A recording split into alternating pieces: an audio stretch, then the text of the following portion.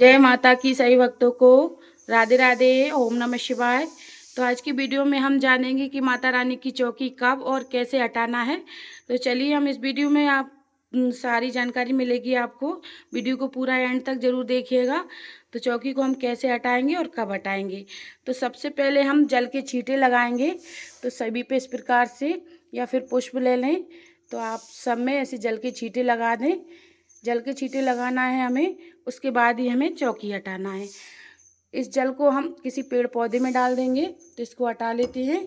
उसके बाद हमने ये सिंदूर की डिब्बी और चूड़ियाँ माता रानी को समर्पित की थी। तो इनको हम ज़्यादा चढ़ाई थी माता रानी को, तो इनको अपने पास रख लेंगे। माता रानी का प्रसाद है ये, तो ये अपने पास रख लेंगे हम इनको रख। और जो माता रानी को हमने श्रृंगार चढ़ाया था वो माता रानी के साथ हम विसर्जन कर देंगे। तो इसको हमें एक बर्तन में या किसी डलिया में रख लेंगे। तो इस प्लेट में रख लेते हैं हम। तो देखिए ये श्रृंगार रख लिया है। और फिर उसके बाद हमें ये पुष्प माता रानी को चढ़ाए थे, ये भी हटा लेंगे हम सभी को। इस प्रकार से हमें दशमी तिथि के दिन ही चौकी हटाना है।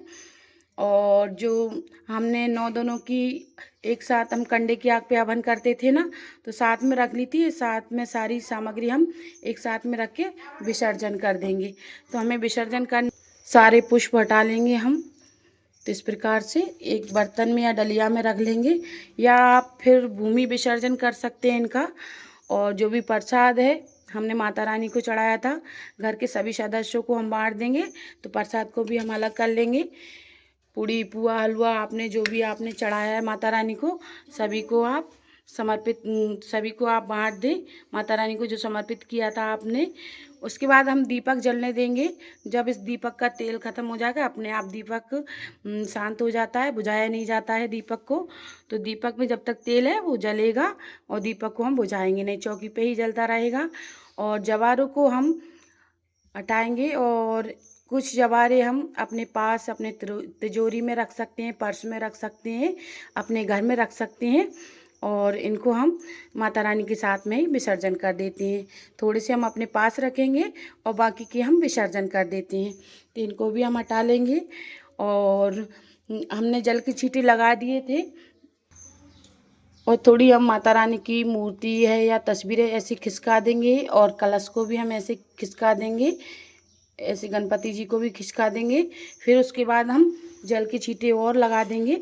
उसके बाद फिर हम आप चाहे पुष्प से लगा सकती हैं या फिर किसी आम के पत्ते से। इस प्रकार से जल की छींटे लगाने के बाद माता रानी का विसर्जन हो जाएगा। तो हम सभी को हटा लेती हैं। गणपति जी को अपने घर में जो विराजमान थे उनको वहीं कर देंगे और माता रानी को भी हटा देंगे। तो उनकी चुनरी है तो आप पास में रख सकते हैं अपने, किसी और पूजा में काम में आएगी अपने लिए। अगर आपको विसर्जन करना है तो आप विसर्जन कर सकती हैं। तो माता रानी की तस्वीर या मूर्ति है, इनको भी हम हटा लेते हैं। तो इस प्रकार से हमें चौकी हटाना है। और कलश है, कलश के नारियल को आप चाहें तो फोड़ के भी प्रसाद में सभी को घर में सदस्यों को दे सकते हैं, या आप चाहें तो विसर्जन भी कर सकते हैं। हमारे यहाँ पे फोड़ के खाया जाता है। तो आप इस प्रकार से आपको अच्छा लगे वो कर सकती हैं। तो इसको फोड़ के खाया जाता है हमारे यहाँ पे प्रसाद। और आप चाहें तो विसर्जन भी कर सकते हैं। कलश का हम ये कलावा है निकाल लेते हैं। आप चाहे हाथ में भी बांध सकते हैं या फिर किसी पूजा में आपको काम लेना हो तो ले सकते हैं, नहीं तो आप साथ में विसर्जन कर सकते हैं। तो कलश को हम फोड़ लेते हैं और फोड़ के हम प्रसाद सभी को बांट देते हैं। जैसा आपको अच्छा लगे वो कर सकते हैं। और आम के पत्ते हैं जो हमने कलश पे रखे थे, इनको भी हम फूलों के साथ भूमि विसर्जन कर देंगे। और कलश का पानी है, थोड़ा ही पानी बचता है, 9 दिन रखते हैं हम कलश में तो सूख जाता है। तो इसमें से हम जो भी सिक्का और हल्दी की गांठ हमने डाली थी वो निकाल लेंगे इस प्रकार से। तो देखिए हमने ये निकाल लिए हैं। इनको हम अपने पास में रखेंगे, अपने तिजोरी में, या फिर सिक्के को रख लेते हैं। इनको हम पूजा में दूसरी जब भी हम पूजा करते हैं उसमें काम ले लेते हैं। तो आप चाहे विसर्जन भी कर सकते हैं, भूमि विसर्जन भी कर सकते हैं। और सिक्का ज़रूर हमें अपने पास रखना होता है। नवरात्रियों के 9 दिन की पूजा का सिक्का होता है, तो अपने पास तिजोरी में रख सकते हैं। तो इस प्रकार से हमें कलश का ये सामग्री निकाल के अपने पास रखते हैं। और कलश का जो पानी है इसको हम सारे घर में सींच देंगे। सभी घर में हमें जल सींचना है कलश का पानी जो होता है, और जो होता बचता है उसको हम किसी पेड़ पौधे में विसर्जन कर देते हैं। तो इस प्रकार से हमें करना है। चावल हम किसी को इसमें और चावल मिलाकर दान कर सकते हैं, या फिर आप किसी को दान में भी दे सकते हैं, या फिर पक्षियों के लिए भी डाल सकते हैं। तो इस प्रकार से हमें विसर्जन करना है।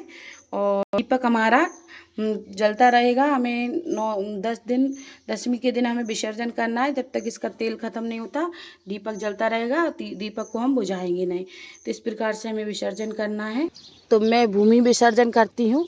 तो इस प्रकार से आप गड्ढा खोदकर और इसी में फूल और जो आम के पत्ते हैं वो इस प्रकार से डाल दें, और डालने के बाद फिर इसके ऊपर हम मिट्टी डाल देंगे। तो ये भूमि विसर्जन होता है। तो इस प्रकार से हमें भूमि विसर्जन करना होता है। तो आप इस प्रकार से कर लें। मैं भूमि विसर्जन करती हूँ, मुझे वही अच्छा लगता है। आप चाहें तो किसी में पेड़ पौधे के नीचे भी डाल सकते हैं, खाद बन जाता है। उसके बाद हमें कलश का पानी हम किसी पेड़ पौधे में डाल देंगे, जो भी होता है ना हम डाल देते हैं। तो इस प्रकार से हमें डालना है। तो इस प्रकार से हम